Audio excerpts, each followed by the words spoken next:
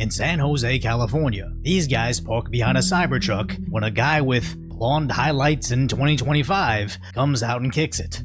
Now the owner returns and immediately confronts him and his friends. You guys are pieces of shit, dude. That's my car. That's your car? Yeah. What's your friend's problem? Immediately assessed the damage, called 911, and secretly followed them to the place they were going. White dude, pink hair. Maybe 40? So it took about 10 minutes for the cops to arrive. They questioned me, so I showed them the videos. It's got to be an Elon Musk violation.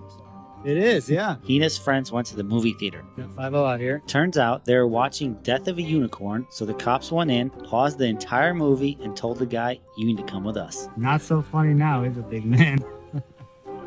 The police asked if I wanted to press charges, and I said absolutely. This is going to be a few $1,000s in damages for sure. Most people get away with vandalism, but not this guy. We got him. Thanks, Elon. Oh, wow. What's up, bro? Even though the original poster has 250,000 followers on TikTok, this clip barely caught any traction. And on YouTube, he has similar numbers, where he also was seen by next to nobody. Now, most of the comments were siding with the owner of the Cybertruck, but some were upset that Elon allegedly wasn't elected in office, how they sold their Tesla to support the homeless community, but also how this was a staged video, as he likely has a handful of cops that will help him, as he's just riding the wave of people attacking Teslas. And I think that's nonsense, as nobody's gonna Jussie Smollett their own Tesla.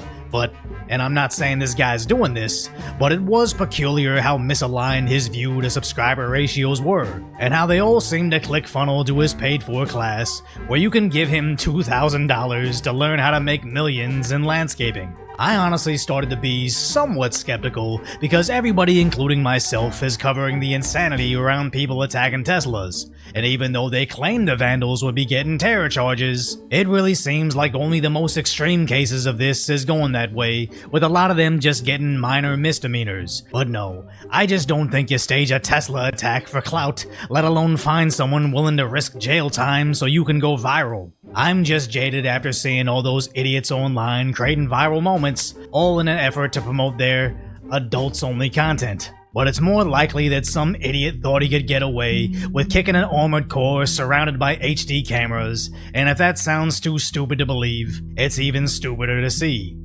So hopefully the San Jose district attorney is willing to throw the book at him, but I'm not really counting on it in California. The bigger issue I'm having here is, most of the Tesla vandals we've seen acted alone, but this bleached blonde bandit was in a pack of 4 other guys that weren't willing to call him out on his fatherless behavior, which leads me to believe this isn't something out of the ordinary for this group, as even seemingly normal friend circles are leaning this way. I drive a Tesla, my husband drives a Tesla, and I just found out that one of our friends is getting disowned and uninvited by friends and family members because they drive a Tesla. This is not a political statement. It's not like, oh, I'm pushing all of my beliefs on you or anything about politics. Like, it's your car. And they're not getting invited to parties because they drive a Tesla.